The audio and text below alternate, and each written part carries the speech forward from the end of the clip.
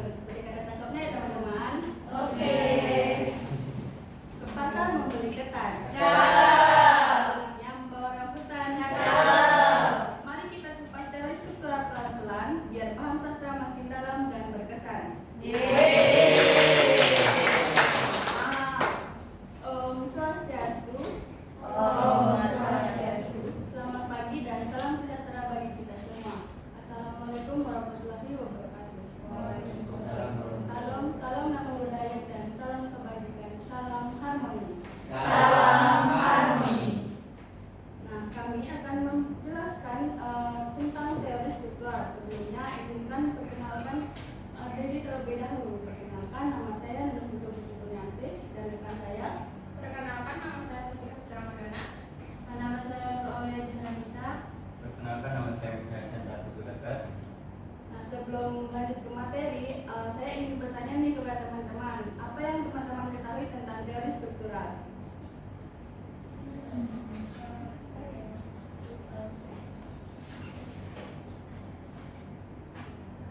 Apakah ada yang tahu apa itu teori struktural? Ya, terima kasih ya teman-teman sudah menanggapi. Jadi, teori struktural adalah teori yang membantu kita melihat karya sastra secara utuh, tidak hanya melihat dari ceritanya saja, tetapi kita melihat dari bagaimana unsur-unsurnya seperti tema, tokoh, alur, dan gaya bahasa yang tersusun, serta bahasa yang terhubung membentuk sebuah makna. Nah, sekarang kita lanjut ke awal mula teori struktural. Teori ini berasal dari pemikiran Ferdinand de Saussure. Beliau adalah ahli bahasa dari awal abad ke-20. Beliau juga mengatakan bahwa bahasa bukan hanya sekedar kata-kata, tetapi sebuah sistem tanda yang terdiri dari dua kata. Yang pertama ada penanda dan petanda. Penanda adalah makna kata atau suara, contohnya seperti meja. Jadi petandanya yaitu makna dari arti kata meja tersebut. Nah, kita langsung memiliki pemikiran bahwa benda tersebut terdiri dari 4 kaki dan bisa untuk menaruh sebuah barang. Nah, itulah perbedaan antara penanda dan petanda. Menurut Ferdinand de Saussure, makna bahasa baru bisa kita pahami ketika kita melihat hubungan antara penanda dan petanda. Pada sistem bahasa secara keseluruhan, bukan hanya dari kata per kata saja. Nah, pemikiran ini kemudian dikembangkan oleh beberapa ahli lainnya untuk menganalisis sastra dan budaya secara lebih terstruktur. Nah, lanjut kita akan membahas pengertian. Setelah kita mengetahui awal mula teori struktural, kita akan mengupas tuntas apa itu teori struktural. Teori struktural adalah cara melihat sesuatu seperti cerita dan budaya dengan memperhatikan bagian-bagian yang saling terhubung dan membentuk satu kesatuan yang bermakna. Nah, coba kita bayangkan, ketika kita membangun sebuah rumah, kita memerlukan bahan-bahan seperti pasir, batu bata, semen, dan bahan-bahan lainnya untuk membentuk sebuah rumah yang kokoh dan utuh sehingga kita nyaman untuk menempatinya. Nah, sama halnya dalam cerita, ada tokoh, latar, unsur yang saling mendukung. Jadi, teori struktural membantu kita melihat bagaimana semua bagian itu bekerja sama untuk membentuk makna cerita yang utuh. Nah, lanjut sekarang kita akan membahas penerapan teori struktural dalam sastra yang akan dijelaskan oleh rekan saya. Waktu dan tempat saya persilakan. Terima kasih. Di sini saya akan mempresentasikan tentang penerapan teori struktural dalam sastra. Yang pertama ada analisis naratif. Teori struktural dapat digunakan untuk menganalisis struktur naratif dalam teks sastra. Teori tersebut bertujuan untuk mengungkapkan struktur, alur, dan penyusunan cerita seperti alur maju, mundur, dan campuran, serta penyusunan cerita seperti pengarang bisa membuka cerita dengan konflik langsung untuk menarik pembaca, lalu baru menjelaskan tentang latar belakang tokoh. Selanjutnya ada analisis simbol. Teori struktural dapat digunakan untuk menganalisis simbol dan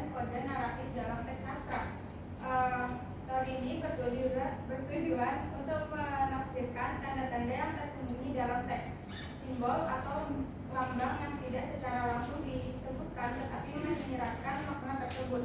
Seperti sebuah rumah tua yang digambarkan suram dan kosong bisa menjadi tanda kesepian tokoh. Selanjutnya ada analisis struktur teks. Teori struktural dapat digunakan untuk menganalisis struktur teks serta dan bagaimana struktur ini mempengaruhi makna. Kemudian ada tujuan teori struktural. Yang pertama, menganalisis struktur internal karya sastra. Menganalisis struktur teori ini bertujuan untuk mengungkapkan bagaimana unsur-unsur seperti tokoh, alur, latar, tema, gaya bahasa, dan sudut pandang yang saling berbeda dengan membentuk keseluruhan makna. Kemudian ada mengungkapkan hubungan antar unsur dalam teks. Teori ini bertujuan untuk menunjukkan bahwa makna teks tersebut oleh relasi antar unsur dalam teks, bukan oleh maksud pengarang atau relasi pembaca. Dan yang terakhir ada menunjukkan bahwa teks sastra adalah sistem tanda.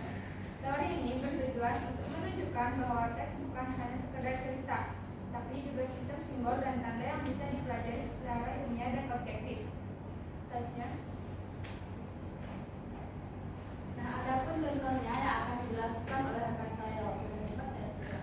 Jadi contoh dari teori struktural ada 3, yaitu fungsionalisme, marxisme, dan feminisme. Jadi fungsionalisme yaitu melihat masyarakat sebagai sistem ketidakadilan. Sedangkan marxisme yaitu menekankan konflik kelas atau perekonomian sebagai pendorong perubahan. Sedangkan feminisme yaitu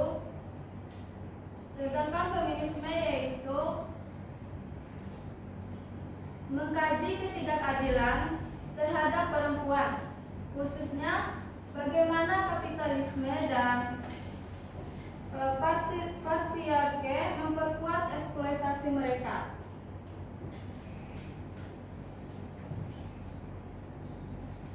Nah, adapun tokoh penting yang akan dijelaskan oleh rekan saya. Jadi ada pun tokoh-tokoh pentingnya.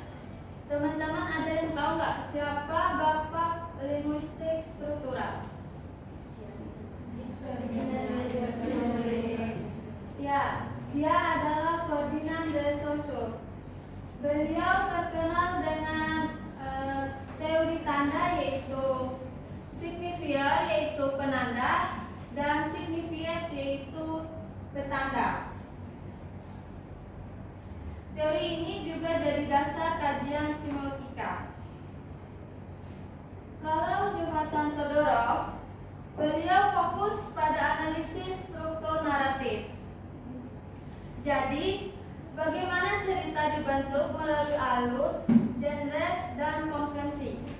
Misalnya, pola cerita dari awal, konflik, sampai penyelesaian.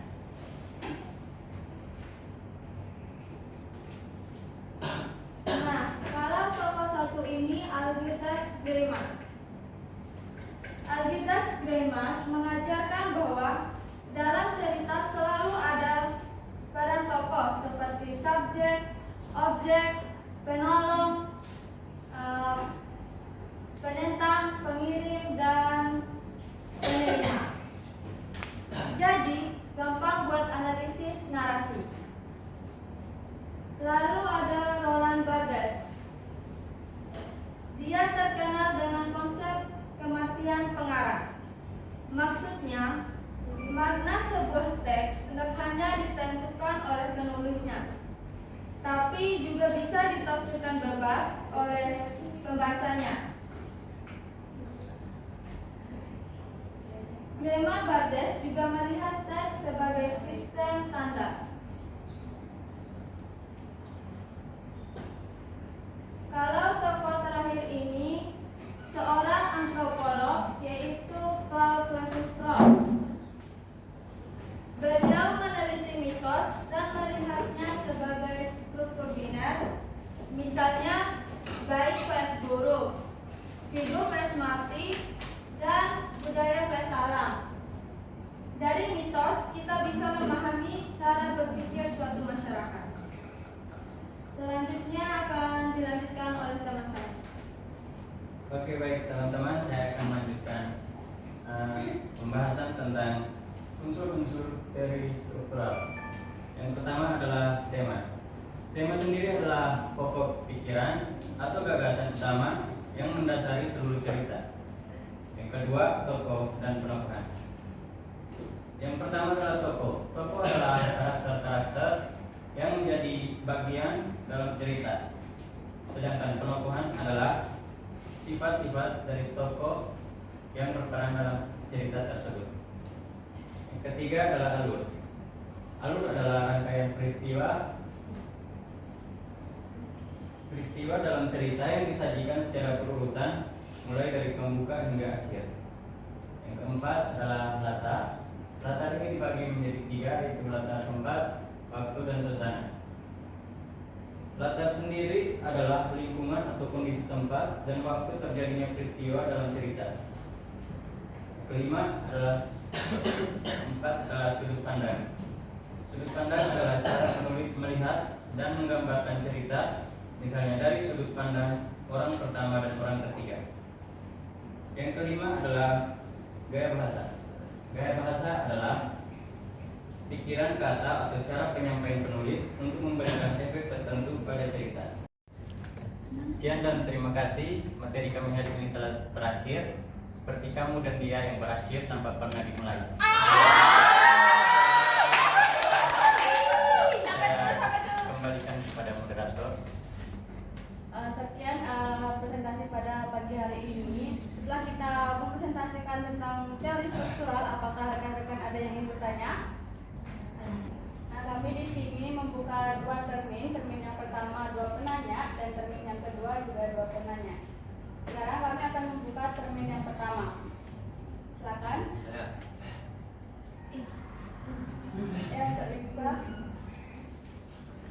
Jadi pertanyaan saya, teori struktural ini kan awalnya dari pemikiran Saussure. Teori struktural ini awalnya dari pemikiran Saussure yang melihat bahasa sebagai tanda.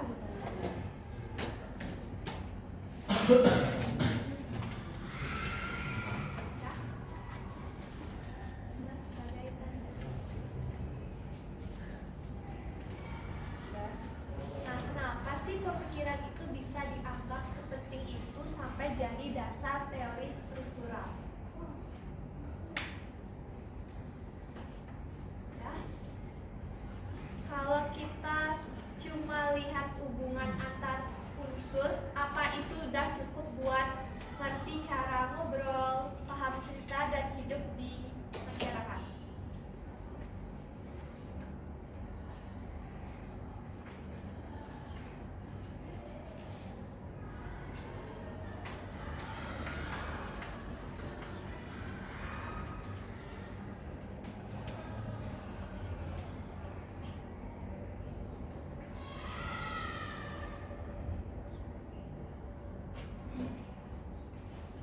Baik, jadi saya ulang pertanyaannya. Teori struktural ini awalnya dari pemikiran Saussure dalam pemikiran bahasa sebagai sistem tanda. Kenapa pemikiran itu dianggap penting? Ketika kita lihat hubungan antara unsur, apakah itu tidak masuk ke dalam pemahaman ke masyarakat? Apakah seperti itu? Baik, untuk yang kedua. Teriak. Haha. Baik, terima kasih. Di sini saya bertanya, jika kita menggunakan teori struktural untuk menganalisis sebuah cerpen, bagaimana sih menurut kalian? Mengapa kita harus menekankan hubungan antar unsur teks bukan pada maksud pengarang?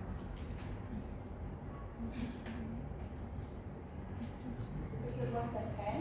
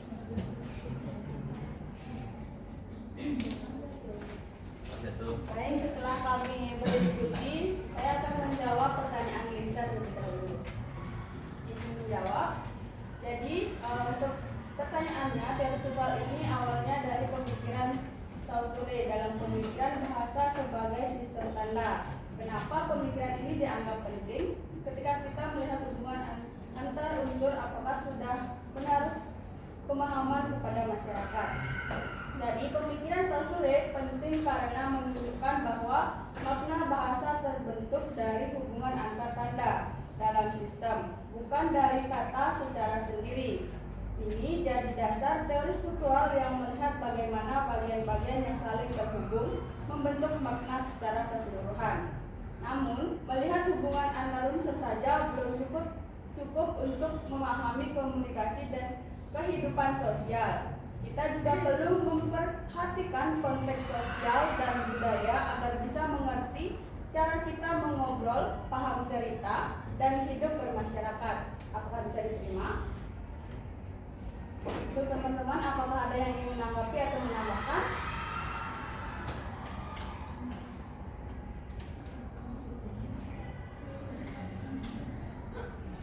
Untuk Guri, dipersilakan. Kelihatan yang mau nanggapi aja. Ini kayak Oci, saya ulang-ulang. Kan nanti dipilih. Tapi jangan semuanya.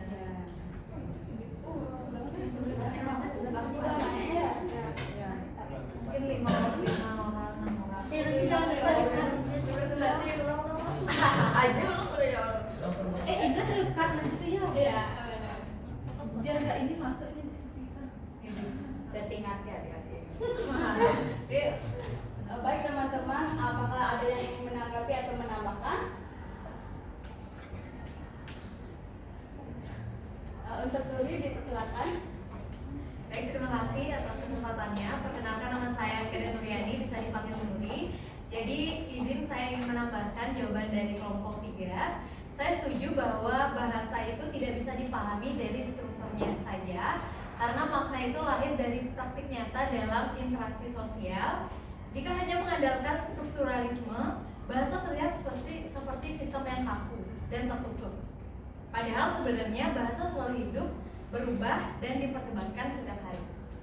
Baik, terima kasih Nuri. Apakah teman-teman ada yang ingin menanggapi atau menambahkan lagi? Baik, untuk Oji, dipersilakan. Terima kasih atas kesempatan yang diberikan kepada saya. Perkenalkan, nama saya Rogo Sinegolan, kerap dipanggil Oci, nomor absen 6. Saya setuju dengan jawaban dari kelompok 3 karena selain itu dengan melihat bahasa sebagai sistem, kita bisa memahami bahwa komunikasi bukan sekedar kumpulan kata, tetapi juga ada pola, aturan, dan struktur yang membuatnya bisa dipahami bersama. Namun, teori struktural juga punya keterbatasan karena cenderung memandang bahasa secara statis. Padahal dalam kenyataannya, bahasa terus berkembang dipengaruhi oleh sejarah, kekuasaan teknologi, dan pengalaman dalam kehidupan sehari-hari. Terima kasih. Baik, terima kasih Oji. Apakah teman-teman ada yang ingin menanggapi atau menambahkan lagi? Izin menambahkan tambah lainnya dari saya. Selain itu, teori struktural juga memberi pengaruh besar bagi perkembangan ilmu lain seperti sastra, antropologi, dan semiotika. Jadi, meskipun belum cukup untuk menjelaskan praktik komunikasi secara utuh, pemikiran Saussure tetap jadi pijakan awal bagi banyak teori lanjutan yang menyoroti konteks sosial, budaya, bahkan ideologi di balik penggunaan bahasa. Apakah ada yang ingin menanggapi atau menambahkan lagi? Baik, itu saja penanggapan atau penambahan dari pertanyaannya Lisa. Saya sekarang akan membahas pertanyaannya dia, yang akan dijawab oleh rekan saya. Oke, di sini saya ingin menjawab pertanyaan Tria. Jika kita menggunakan teori struktural untuk menganalisis sebuah cerpen, menurut Anda, mengapa kita harus menekankan hubungan antar unsur teks bukan pada maksud pengarang? Ketika kita pakai teori struktural buat bahasa cerpen, kita fokusnya ke hubungan antar unsur di teks, bukan ke maksud pengarang. Soalnya makna cerpen itu lahir dari pola dan kekaitan antar unsurnya, seperti tema, tokoh, alur, latar, sudut pandang, dan gaya bahasa. Jadi kita lihat maknanya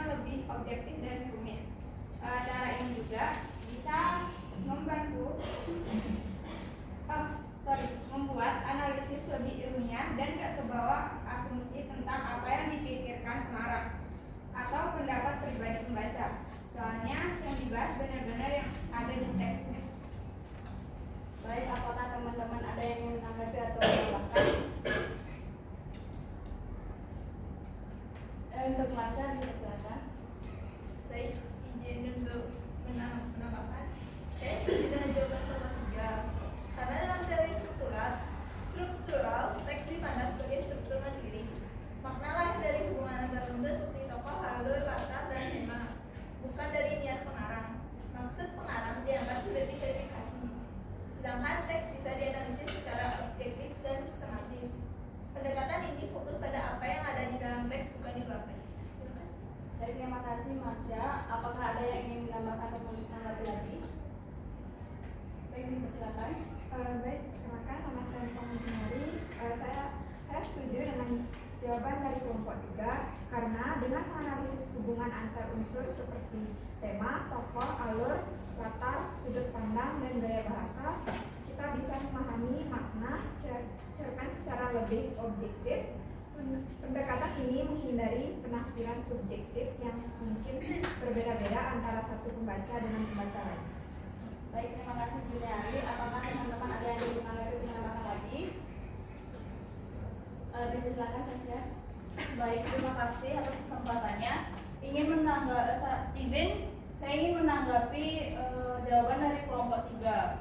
Saya setuju karena kalian menekankan bahwa teori struktural menitik beratkan pada hubungan antar unsur intrinsik cerpen, bukan maksud pengarang. Itu sejalan dengan prinsip utama strukturalisme. Karya sastra dipandang sebagai sebuah sistem yang otonom, berdiri sendiri tanpa adanya aturan dari luar, sehingga maknanya dibangun dari dalam teks itu sendiri. Baik, terima kasih Tasya. Apakah ada yang menambahkan atau menambahkan lagi? Silakan. Perkenalkan, nama saya Ismail Sukadi sendiri. Saya ingin menanggapi tanggapan saya terhadap jawaban kelompok 3 dan tanggapan atas dahulu sudah pas dalam menggambarkan pendekatan struktural dalam menganalisis cerpen. Teori struktural memang menekankan bahwa makna sebuah karya sastra terletak pada struktur internal teks itu sendiri, bukan pada niat atau latar belakang pengarang. Baik, terima kasih semuanya. Di sini saya akan membuka termin yang kedua. Bagi penanya, silakan. Baik, Buat Rana. Baik, terima kasih untuk kelompok 3. Jadi saya cuma izin bertanya kepada kelompok 3. Di bagian tokoh penting yang ada di PPT itu kan ada dijelaskan bahwa ada konsep kematian pengarang yang dikemukakan oleh Roland Barthes. Nah, pertanyaannya, coba jelaskan menurut pendapat kalian bagaimana konsep kematian pengarang yang dikemukakan oleh tokoh tersebut. Terima kasih.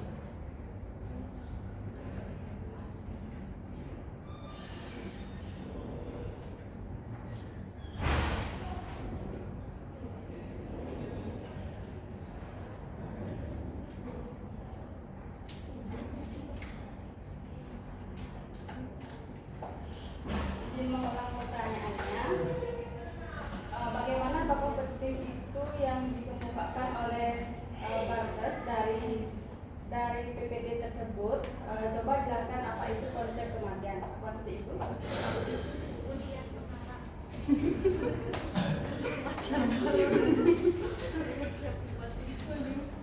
Baik, untuk penanya yang kedua, silakan. Kalau teori struktural mengatakan makna teks lahir dari hubungan antar unsur, bukan dari reaksi pembaca, menurut teman-teman, apakah berarti pembaca jadi tidak punya peran penting dalam memahami naskah? Bisa diulang? Kalau teori struktural mengatakan makna teks lahir dari hubungan antar unsur,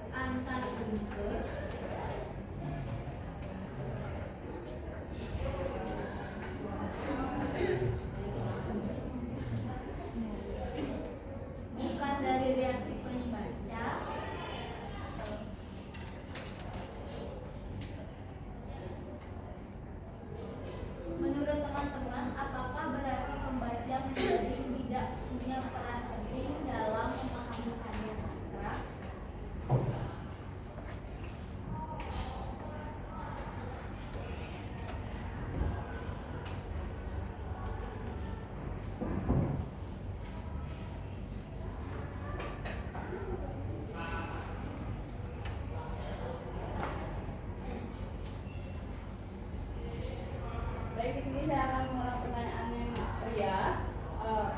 Kalau teori struktural mengatakan makna teks dan hubungan antar unsur bukan dari reaksi pembaca, menurut kalian apakah pembaca tidak mempunyai peran penting dalam teori sastra? Seperti itu. Dalam memahami karya.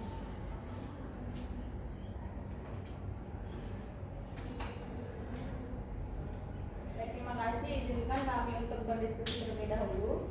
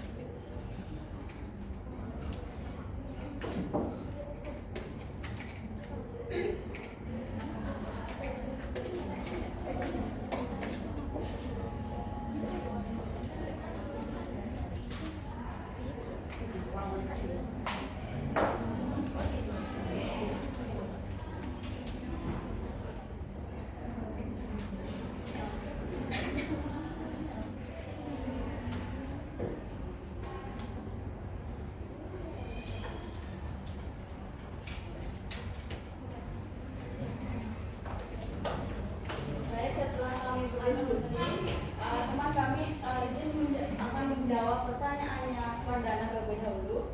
Sudah lepas ya? Saya akan menjawab pertanyaan dari Wardana dengan bunyi soal. Di bagian tokoh penting dijelaskan bahwa ada konsep kematian pengarang yang dikemukakan oleh Roland Barthes. Pertanyaannya, coba jelaskan bagaimana konsep kematian pengarang yang dikemukakan oleh tokoh tersebut. Kami akan menjawab sesuai jawaban dari kami. Konsep kematian pengarang berarti bahwa makna sebuah teks tidak bergantung pada niat atau latar belakang penulis, tapi dari isi teks itu sendiri dan cara pembaca memahaminya. Menurut Barthes, setelah sebuah karya diterbitkan, pengarang mati secara simbolis. Artinya bukan pengarang yang menentukan makna, tapi pembaca yang menafsirkan melalui hubungan antar unsur dalam teks. Baik, apakah Wardana bisa diterima? Dari teman-teman, apakah ada yang menanggapi atau menambahkan?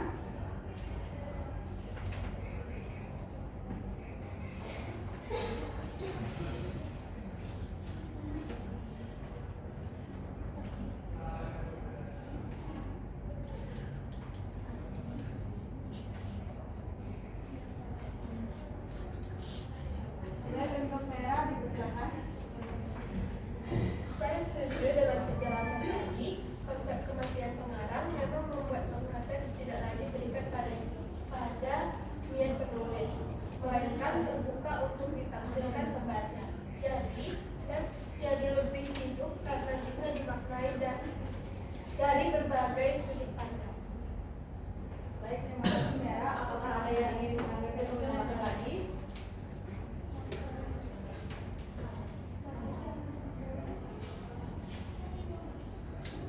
Baik, untuk yang di belakang, silakan. Konsep kematian pengarang yang dikemukakan menekankan bahwa setelah sebuah teks ditulis dan dipublikasikan, pengarang tidak lagi memiliki kuasa penuh atas maknanya. Menurut pandangan tradisional yang selalu menghubungkan makna karya dengan niat, latar belakang atau pluralisme. Baik, terima kasih. Apakah ada yang ingin menanggapi lagi?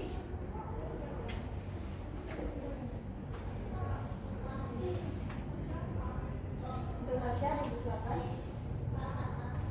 Izin menambahkan, konsep ini juga menegaskan bahwa makna teks bisa beragam, tergantung dari siapa yang membaca dan bagaimana cara membacanya. Jadi tidak ada satu makna mutlak yang hanya berasal dari pengarang. Dengan begitu pembicara diberi kebebasan untuk menemukan makna baru sesuai konteks, pengalaman, dan cara pandang mereka sendiri. Baik, terima kasih. Apakah ada yang ingin menanggapi lagi? Nah, sekian dari pertanyaannya Wardanas. Kami akan menjawab pertanyaannya Rias. Untuk Chandra, silakan. Baik, saya akan menjawab pertanyaan dari Rias. Pertanyaan dari Rias yaitu, kalau teori struktural bilang makna teks lahir dari hubungan antar unsur, bukan dari reaksi pembaca. Menurut teman-teman, apakah berarti pembaca jadi tidak punya peran penting dalam memahami karya sastra? Jawab. Meskipun teori struktural menegaskan bahwa makna teks lahir dari hubungan antar unsur teks, bukan dari reaksi pembaca, bukan berarti teori ini hanya menekankan bahwa analisis harus fokus pada struktur internal teks agar hasilnya lebih objektif dan ilmiah. Namun, pembaca tetap berperan dalam mengungkapkan dan menafsirkan struktur tersebut tanpa pembaca. Makna yang terkandung dalam relasi antar unsur teks tidak akan terbaca atau dipahami. Jadi, pembaca tetap penting, tetapi perannya bukan sebagai pencipta makna, melainkan sebagai pihak yang menemukan dan menginterpretasikan makna yang sudah dibentuk oleh struktur teks. Terima kasih. Bagaimana Rias? Bisa dipahami? Mungkin ada tambahan atau tanggapan?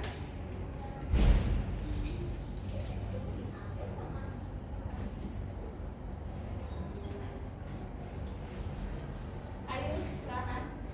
Izin menanggapi, saya setuju dengan jawaban yang diberikan oleh kelompok 3 bahwa meskipun teori struktural itu menekankan makna yang berasal dari hubungan antara unsur teks, tapi peran pembaca itu tetap penting karena pembaca itu adalah pihak yang menafsirkan dan memaknai dari struktur teks tersebut. Jadi tanpa pembaca itu makna teks itu tidak akan terbaca atau dapat dipahami, sehingga pembaca bukan sebagai pencipta maknanya, tapi sebagai penafsir yang akan mengaktifkan makna itu dalam teks. Baik, terima kasih. Mungkin ada lagi? Silakan Bulan. Izin menanggapi, saya setuju dengan jawaban dari kelompok 3 karena memahami makna teks itu tidak hanya tergantung pada struktur teks, namun juga dipengaruhi oleh latar belakang budaya, pengetahuan dan pengalaman sebagai pembaca, sehingga dapat juga terjadi dua orang pembaca bisa saja menafsirkan teks yang sama secara berbeda. Baik, terima kasih Bulan. Apakah ada yang ingin menambah lagi? Baik, Anda yang ini silakan. Kenalkan, nama saya Kusmana Yani, bisa dipanggil Anda Rani. Jadi dari jawaban dari kelompok 3 dan tanggapan dari Ayu dan Bulan, kita bisa tahu teman-teman bahwa makna dari sebuah karya sastra itu tidak hanya ada dalam teks, tapi juga bisa ditafsirkan oleh para pembaca, sehingga di sanalah eksistensi dari makna karya sastra tersebut. Jadi makna dari sebuah karya sastra bukan lagi hal yang bersifat kaku, tapi bisa sesuai dengan bagaimana para pembaca itu menginterpretasikan isi dari karya sastra tersebut. Terima kasih. Baik, terima kasih. Apakah ada yang ingin menambah lagi? Baik, terima kasih. Silakan. Baik, terima kasih atas kesempatannya. Saya kembali Alex Suara. Izin menambahkan jawaban dari kelompok 3. Saya setuju dengan jawaban dari kelompok 3 yang mengatakan bahwa pembaca tetap penting dalam memahami karya sastra, walaupun dalam teori struktural memang menekankan bahwa makna teks berasal dari hubungan antar unsur di dalam teks itu sendiri seperti kata, kalimat, tokoh, dan alur. Tetapi pembacalah yang membuat teks itu hidup, karena pembacalah yang menafsirkan, merasakan, dan menurunkan cerita dengan pengalaman atau perasaannya sendiri, sehingga makna teks menjadi nyata dan bermakna bagi kehidupan mereka. Terima kasih. Baik, terima kasih Arya. Apakah ada yang ingin menanggapi lagi? Silakan. Yang sebelumnya perkenalkan saya dengan episode 18. Menurut saya peran pembaca dalam memahami karya sastra itu sangat penting karena setiap pembaca memiliki latar belakang, pengalaman serta konteks sosial yang berbeda. Jadi hal ini membuat penafsiran setiap pembaca itu berbeda-beda dan memunculkan makna yang dihasilkan lebih beragam. Baik, terima kasih. Apakah ada yang ingin menanggapi